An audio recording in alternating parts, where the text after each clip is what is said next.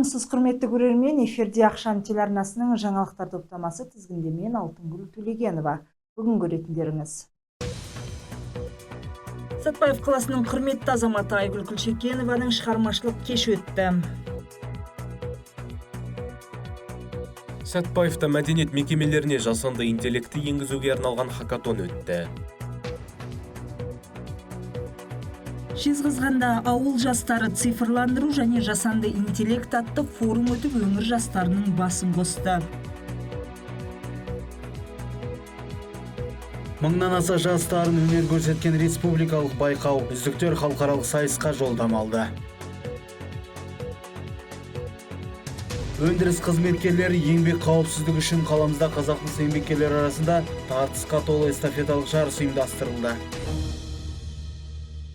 Сәтбаев қаласында өмірімнің мәні, шәкіртімнің әні атты шығармашылық кеш өтті. Шара қалаға еңбегі сіңген құрметті азамат Ыбырай Алтынсарин атындағы төсбелгінің иегері Айгүл Күлшекеноваға арналды.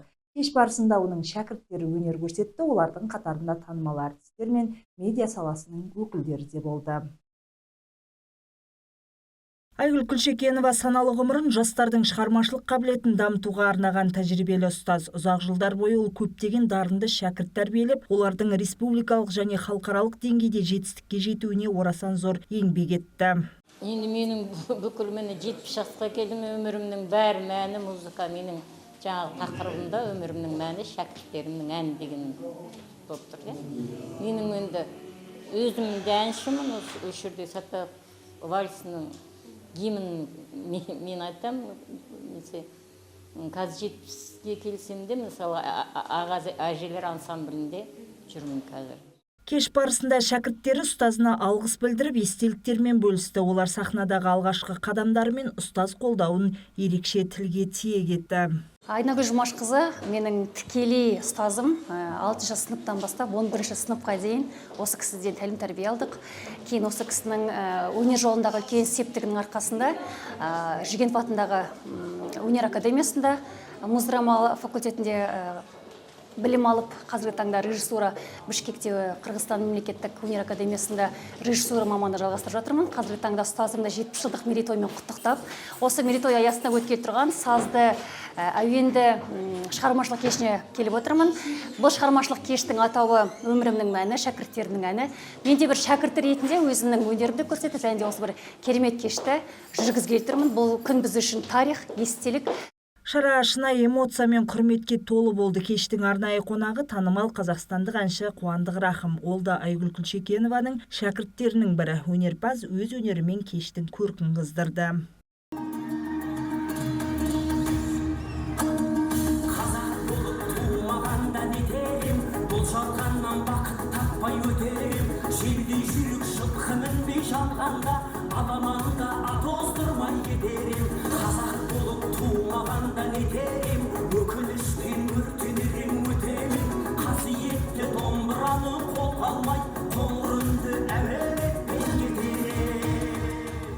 Сондай-ақ Ақшам телеарнасының тілшісі Нұрлат Қонысбай да сахнаға көтеріліп, ұстазына ерекше құрмет көрсетті. Ол тәлімгерінен тағылым алған шәкірттердің бірі. Жанды дауысты ән шырқап, әсем үнімен көрерменнің құлақ құрышын қандырып, кештің көркін одан әрі аша түсті.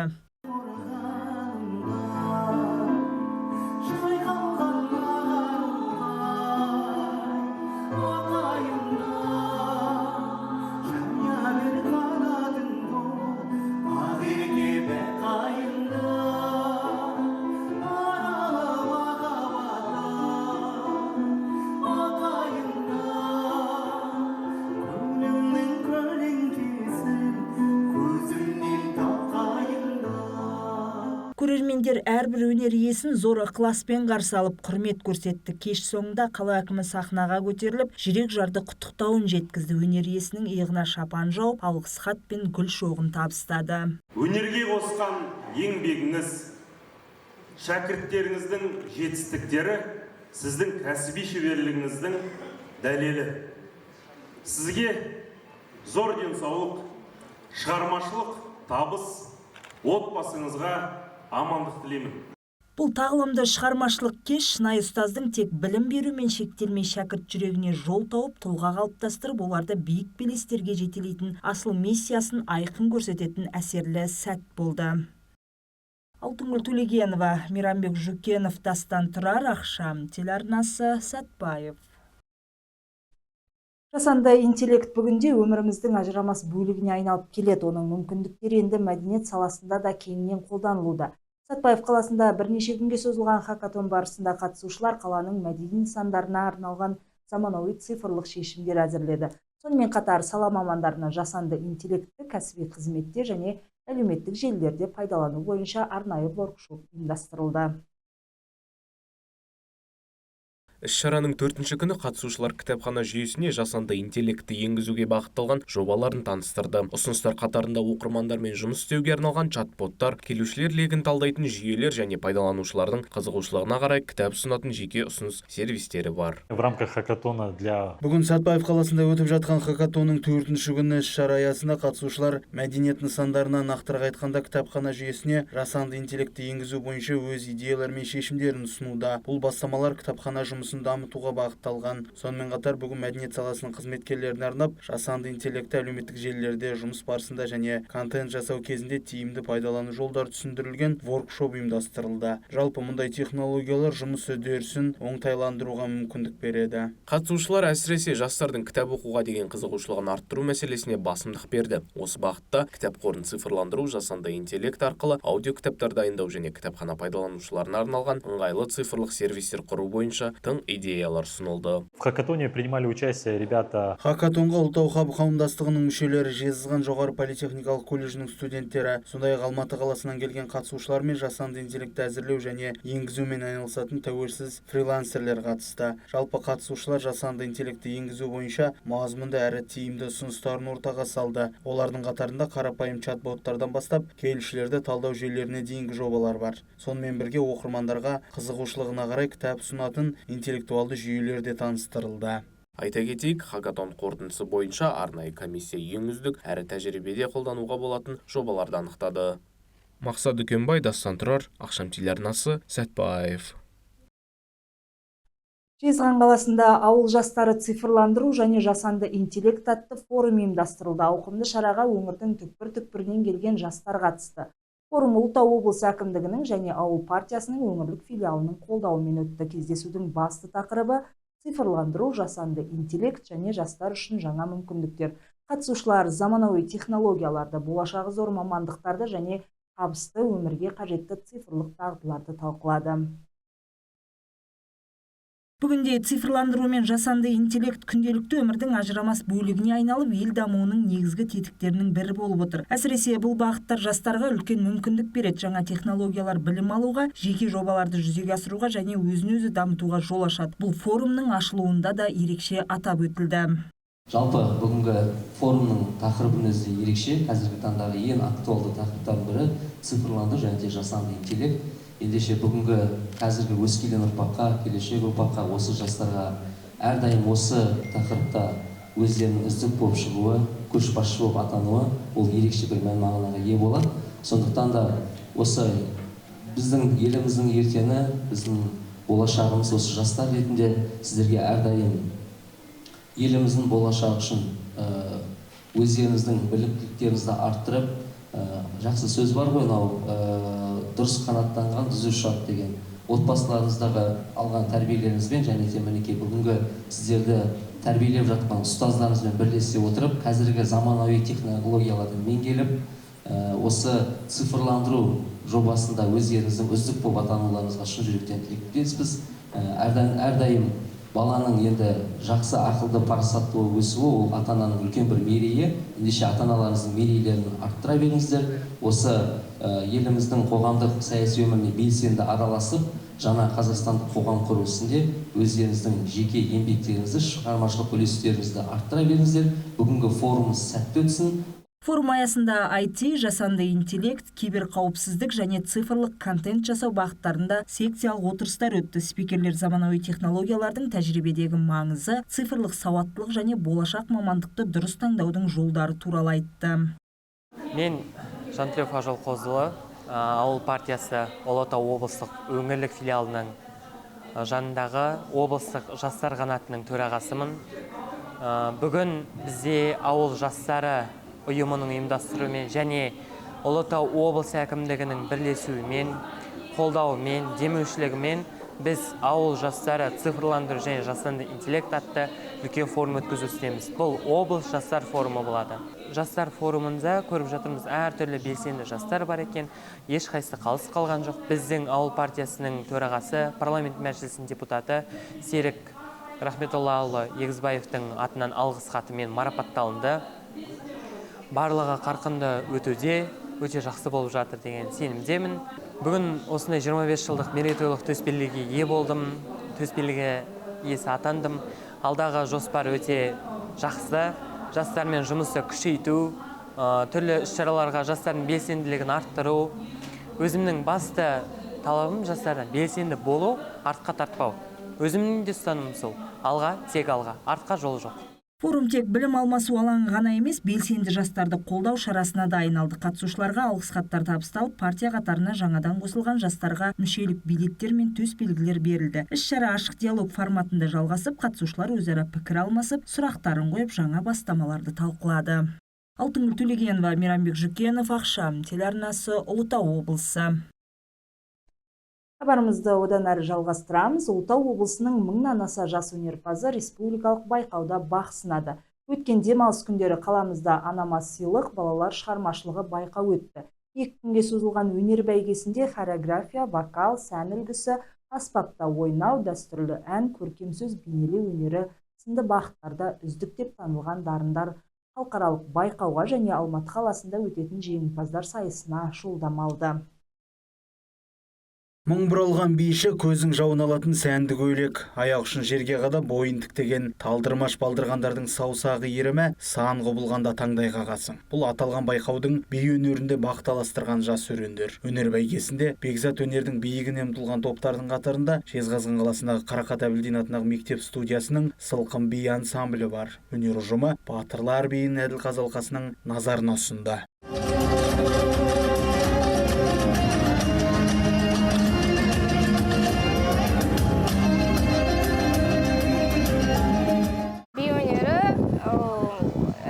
Хобби десе де болады, яғни мен сабақтан тыс уақытта осы бимен айналысамын. Көңілім сабақта емес, кейбір осы демалыс уақытында осындай билерге шығып, жарыстарға шығып отырамыз қыздарымызбен. Би батыл болуға, шығармашылық жақтан дамытады, және де өзіңді ұстауға, яғни адамдардың алдында қорықпай сөйлеуге, билеуге үйретеді. Жас дарындардың талантын шыңдауға арналған байқауда вокал бағыты бойынша да жарыс ұйымдастырылды. Өнерпаздар жекелей және топтық бөлікте сынға түсті. Қазылар алқасы қатысушылардың таңдаған әніне, дауыс ырғағына, сырт келбетіне баса мән берді. Менің атым Аяна, мен бас жүлде алуға өзімді үміттенемін. Мен барлық қатысушыларды сәттілік тілеймін. Мен оқушылар сарайынан келдім. Маған бәрі ұнап жатыр. Республикалық анаға сыйлық балалар шығармашылығы байқауы еліміздің әр өңірінде өтіп келеді. Дәстүрлі өнер додасы өнерлі балалардың қабілетін шыңдау мақсатын көздейді. Ұйымдастырушылардың айтуынша бұл байқау тек жарыс емес, бұл таланттың, еңбектің және ұстаз бен ата-ананың қолдауының нәтижесі дейді. Бүгінгі керемет іс-шараға куәгер болып жатырмыз. Бүгін Сәтбаев қаласында 1000-нан аса бала өнерпаздар өтініш беріп үлгерген. Бұл байқау мәдениет өнер орталығы, оқу орталығы ұйымдастырумен кереметтей іс-шара болып жатыр. Бұл іс-шараға жан-жақтан Ұлытау облысынан өте көптеген өнерпаздар келіп жатыр. Барлығына сәттілік тілейміз. Бүгінгі байқауда 1-2 орын алған қатысушылар халықаралық байқауға және де суперфиналға жолдама беріледі.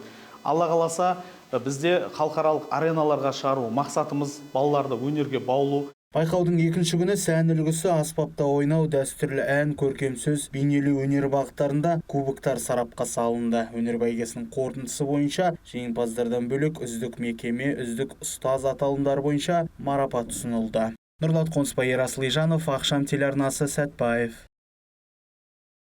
Өндіріс қызметкерлері еңбек қауіпсіздігі үшін өткен демалыс күні қаламыздағы орталық алаңда өнеркәсіптегі қауіпсіздік мәдениетін қалыптастыруға арналған эстафеталық жарыс өтті. Қазақмыс корпорациясы мен Жастар болашақ жастар одағының ұйымдастыруымен өткен спорттық жарысқа кәсіпорын құрылымдарынан жасақталған командалар қатысты.